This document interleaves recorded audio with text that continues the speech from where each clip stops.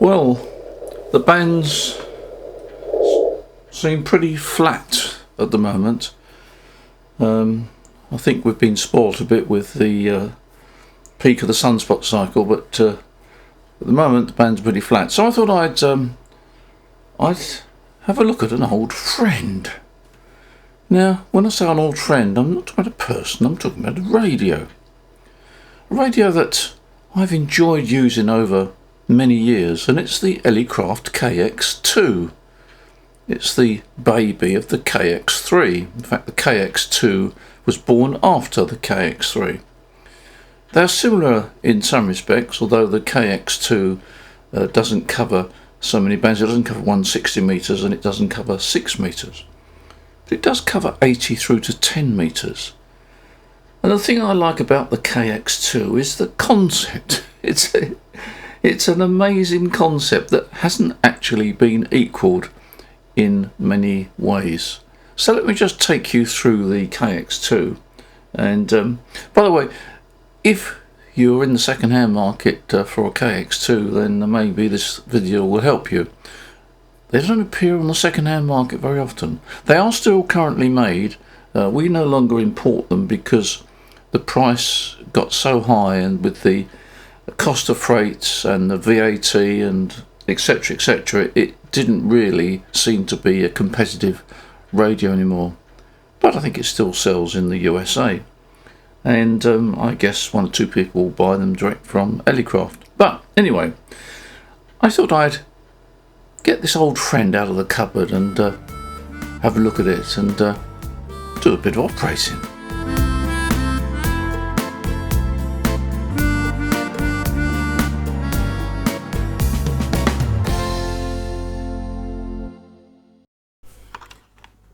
Yes, the KX2 is a masterpiece of engineering. You know, even this display is the same display that goes or went on the K3 base station transceivers. So you've got a lot of acreage there, and it's also very easy to read in daylight. And you've got all these buttons here. All these buttons are at least dual function. Even the volume and this control there, and that one there, they all have a function. You press them in. I remember when I first got this, I couldn't figure out how to turn it on until I saw the on-off logo there. You hold these two buttons there, and it comes to life. There we are. Nice display. I'm not sure whether it's been picked up okay, because we've got the sun out at the moment in the we're in the conservatory. The sun's out, but you see, it's such a lovely transceiver. It's so compact. This transceiver will deliver 5 watts from the internal rechargeable battery. Now, that battery, unfortunately, is something you have to purchase as an extra. It doesn't come with a radio. By the way, this is one of the first transceivers that Elecraft produced, which was not available in a kit form, and as far as I know, it's still not available in a kit form. It was ready built. It was their first sort of ready built transceiver. But inside there is a battery that will deliver 5 watts. Inside there is an antenna matching unit that will match virtually anything. It's quite extraordinary. They put the speaker on the back. I'm not quite sure whether that was a good idea or not, but I think the idea was that that if it's on a hard surface, it will bounce the signal or the audio signal back. This radio, by the way, is one of the very first radios. You can tell by the serial number there. I got this from Elecraft at the Handbench when they released it, and it's a bit battered now actually. The screw that, or the sort of captive nut that went on the side there, I've lost. So I've had to put something else on there, and it is showing showing signs of being used. But there we go. That's the whole point of a radio, isn't it? Being used. And you've got this stand there. The idea is it's you see there, it sits on the desk like that, and gives a nice slope to it. You've got mic, input accessories, key there, you can have an external supply. If you have an external supply, 12 volts, then you get around about 10 watts out. So when you think the size of this transceiver, this will give you 10 watts out. It's got a built-in antenna matching unit. It's quite amazing. B and C on the other end. There's nothing much at this end. B and C for the antenna, and there's the CW key. There's a socket there with the CW key, but Aircraft make their own little key, which is dinky. It really is nice. The downside is it's not cheap, but it's dedicated to go into the unit there. I'll plug it in and you can see.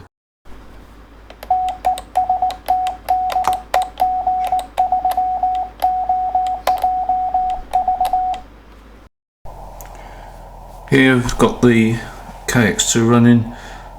This is the volume control. But if I press the filter button, that control becomes the bandwidth control, and that becomes the center frequency of the filter. So it's a good example of how the KX2 uses dual controls for dual functions. Put that back there, and then we've got the audio gain control.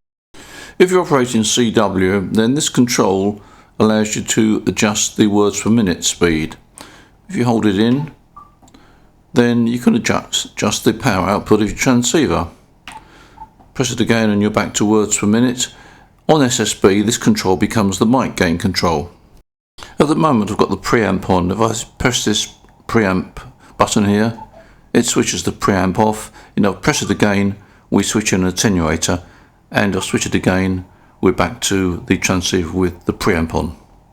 If you're a keen CW operator, you'll be very interested in this secondary button here. You press and hold that in, you actually switch in an audio pass filter, which gives you very narrow selectivity. Press it again and you're back to normal.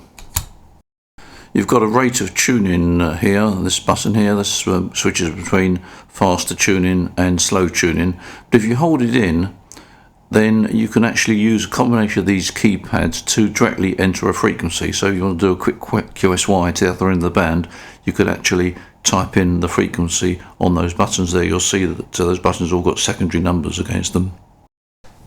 To change mode, you cycle through them with this button here. If you want to change bands, you just press this button here and you rotate the main tuning control. Press it again and you're back to receive.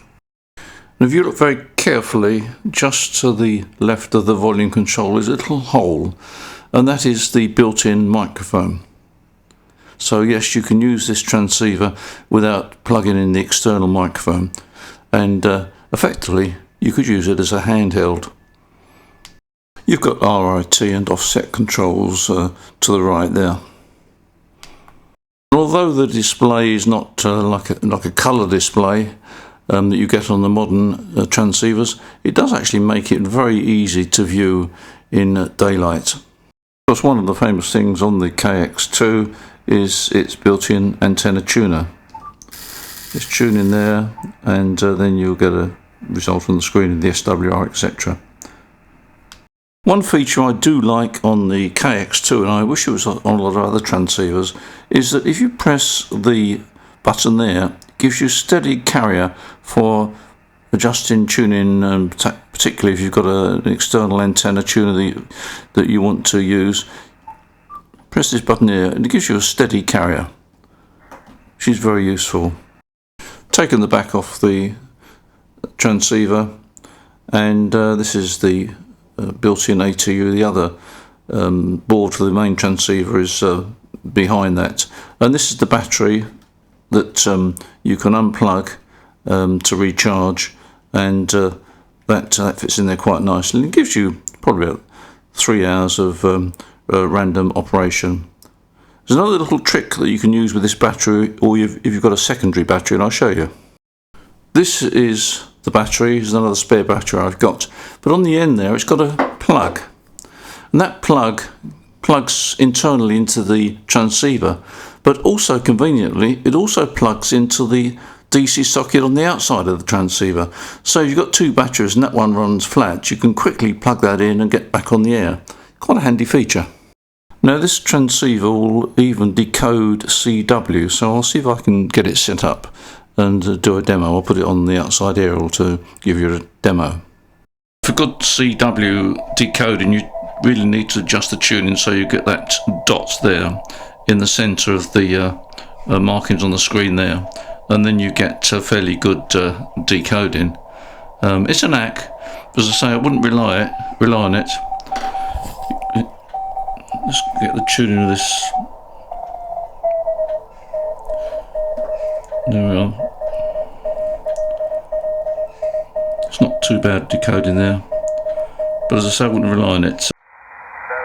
Probably better clear it before we lose you completely. Oh, it's just with the whacking great big coronal hole on the face of the sun. Gosh, that's big. 40 metres is not the best band at this particular time of the sunspot cycle, is it? Opened up yet. But anyway, I'll go ahead and finish my coffee here. We'll wait a few minutes and make another call. WD4MGB. Talking about operation from outside, a bit of breaking news. The WRTC takes place next year in 2026, and we at Milton Keynes, the distribution centre, we're one of the major backers of that event. So that's a WRTC 2026. Give you a small clip here of what it's all about, and it sounds exciting stuff. I think I'm a bit old to take part, but I shall still take an interest. Anyway, have a look at this clip. So it changes host nation every 4 years. This will be the 10th WRTC. Wow. We're really pleased and honoured that we were successful in our bid to host in the United Kingdom. People will take part in contests over a period of around 2 years to qualify for this event. And if they perform exceptionally well, they get to represent their country at WRTC. We provide equal operating conditions for a contest in July 2026, over 24 hours. Wow. And we will have 50 teams of 2 operators coming to the UK, and we will provide them with antennas, all exactly the same across all 50 stations, across the same geographic area. So what we're trying to do is eliminate the variables that we see in general contesting. That's amazing, and make it a level playing field. And in a way, it's actually one of the really only true chances that people can compete at this level on a pretty equal playing level, because there's so much that goes into organizing the... Well, there you are. That's the WRTC 2026. Anyway, back to the video. Well, this is the setup that I use fairly regularly when I take the KX2 out. I've got the KX2, the Yaesu ATAS manual screwdriver antenna, and I've just got 3 radials actually, and that seems to work. And I'll put up on the screen in a second a reverse beacon network report I got running 3 watts. Don't send out CQ G30JV because stations will think it's a genuine CQ, go back to you and wonder why you're not responding. And the correct thing to do is, if you're not looking for a contact, is to send test G30JV. That will also be recognised by a reverse beacon network, and it will give you a report and overcome the problem of stations calling you when you're not really putting out a genuine CQ call. I did a video recently on the Yaesu ATAS 25, which is basically a screwdriver antenna, and you move this coil up and down to achieve resonance, and for fine tuning you just rotate it like that. It covers 6 metres through to 40 metres. Well, there we are. That's the KX2, the lovely little portable HF transceiver, and I've owned it now for well, whenever the KX2 came out. Must have been 7 or 8 years ago, maybe longer than that. And it works extremely well. Very reliable, very easy to operate, But it's interesting going back to some of these older radios. Well, I say older because it's still currently available. It lacks the visual finesse of the current radios, but it certainly doesn't lack the operational facilities and the ease of operation and the way it performs. It's all there. It's still very, very current. As I said in the opening, we don't no longer sell these because we really can't compete on price, but it's a nice transceiver, and I still enjoy it. There we are. I hope you found this video interesting. Shame we can't sell you one, but there we are. That's the way it is at the moment. Anyway, thank you for your support on this channel. It's much appreciated. And don't forget that we carry a wide range of products at Milton Keynes warehouse facility. We'd be more than happy to do a deal with you. So just pick up the phone, have a chat with one of our guys, and I'm sure we can do a deal on whatever you're after, whether it be a mainline transceiver or few accessories. We're there to help, there to serve, and hopefully we'll be there for a lot longer than we have been so far. 52 years, gracious me. There we are. Take care, enjoy your ham radio. See you in the next one. Bye for now.